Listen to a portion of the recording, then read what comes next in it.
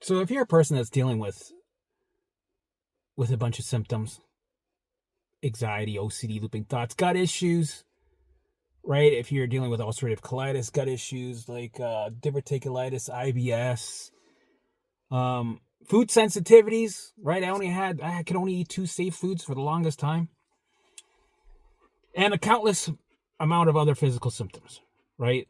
Plus the mental symptoms that drive you crazy. You think you're literally going crazy.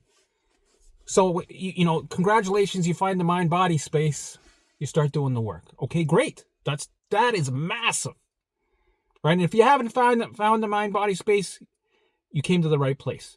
There are lots of other channels that are starting to talk about this more and bring more awareness to the mind-body space, right? So if you're new to this, keep going down this rabbit hole, because this is the way, this is the route. You have found it. Now all you got to do, brush up a little bit, learn a little bit, and start doing the work. But if you've been already starting to do the work, and you've been dealing with setbacks and flares,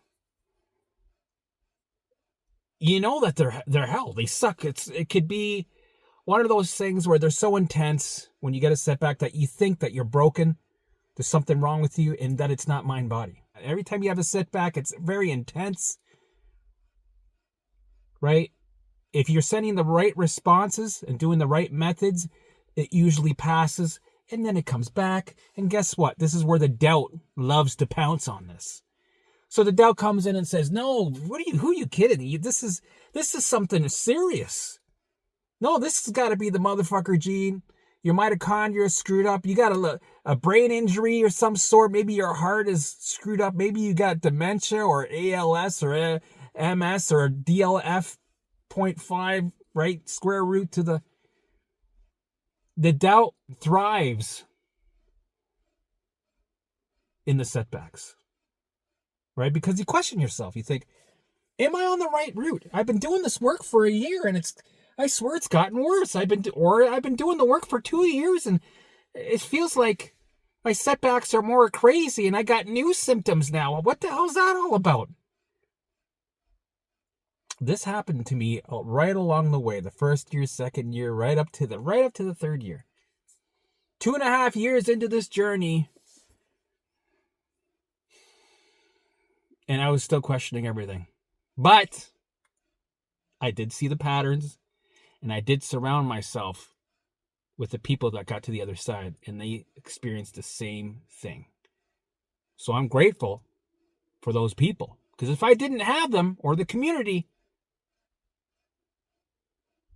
right, I would have gave up a long time ago and kept going down those old rabbit holes that we once used to go down, right? Especially those Facebook groups, those toxic Facebook groups that we were sucked into, that created these realities and beliefs. So understand that setbacks, right? This is a different way of viewing it. You need to have setbacks in order to recover. And that might sound a little fucked up, but it's true. Because every time you have a setback, a new symptom, a flare, it's an opportunity for you to use it to update the program. It's an opportunity for you to bring that survival state down over time. It takes time, it takes patience. It took me 3 years from 1,000 back down to 0, right? To bring that survival state baseline down and to empty those allostatic loads 1 drop at a time, right? This used to be full. After the 3 years, drop by drop, I was able to get it somewhat empty. And because of that, right, when you bring that survival state down, the alarms get turned off 1 at a time. That fire starts to die down. Symptoms go away. You get your life back. But I couldn't do it without the setbacks, without the flares. Because you need them in order to keep moving forward by sending the right response when they happen. And they are intense. And it's actually like having a direct phone line right? You have a direct phone line to your brain by sending the right responses, by letting it do its thing, sticking to your schedule, doing all the pillars, right? Engaging in your routine while you feel like shit, bringing the flare with you while you cut the lawn and go do the groceries, right? You're literally having a direct phone line. And that's when you're most neuroplastic. That's when the biggest changes happen. That's where you move forward in leaps and bounds. But it doesn't feel like it. This is why I'm letting you know. It's not going to feel like it. You're dealing with smokes and mirrors. It's going to feel intense. But you got to keep going no matter what. Flares and setbacks are opportunities. Don't waste them. This is prime time to stick to the methods no matter what. And never give up. Keep going. Trust me, you'll get there. This is the chaos. This is a storm. This is why, right? Get used to this. This is what I call making exorcisms jealous on a regular basis. That's the normal working flow, right? We want to have a working flow where you're constantly making exorcisms jealous. That's what we need to move forward. Forget about the good days. Sometimes people say, yeah, I had a good week last week, and then bam, I had all these symptoms come back. And I'm like, no, you don't want the good days. The good days are nice to have here and there. It's a little bit of a break, right? You're not going to have them in the beginning anyway. But near the middle, you might have a couple of days where you have some symptoms clear up and you feel kind of normal for a minute or two or a week, right? And then the symptoms come back and then bam, it hits you with the doubt, right? That's how it works. But I tell people, why are you looking for the good days? It's nice to get a little peek, but that was your vacation, your little mini vacation. We need to get back to work. So you need more shitty days, because more shitty days equals more work. The more you work through this and update the system. That's what we need. We need more opportunities. So give me the setbacks. Give me the flares. I embrace them. I invite them in. I'm grateful for them, because without them, I can't move forward, and I want to move forward. So instead of retreating, instead of researching, freaking out,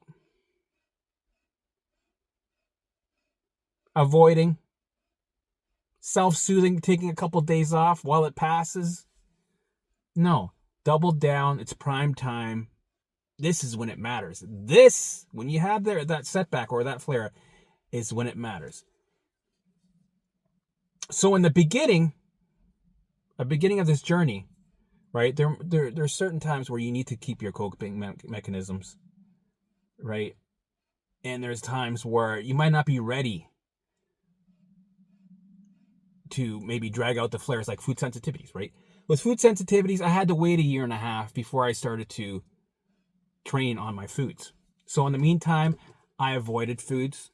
I did avoidance behaviors, and I managed, just so that I wasn't driving myself crazy with the symptoms, so I could do the work. Because that's the most important thing, right? Is doing the work.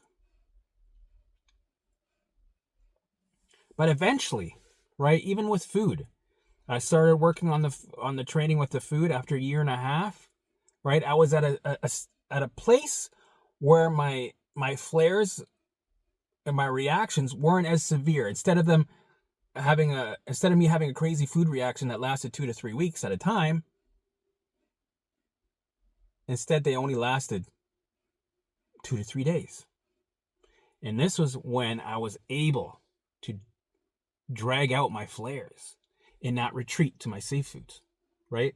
So certain situations takes different protocols, of course, right? But generally, I would say especially with the thoughts, right?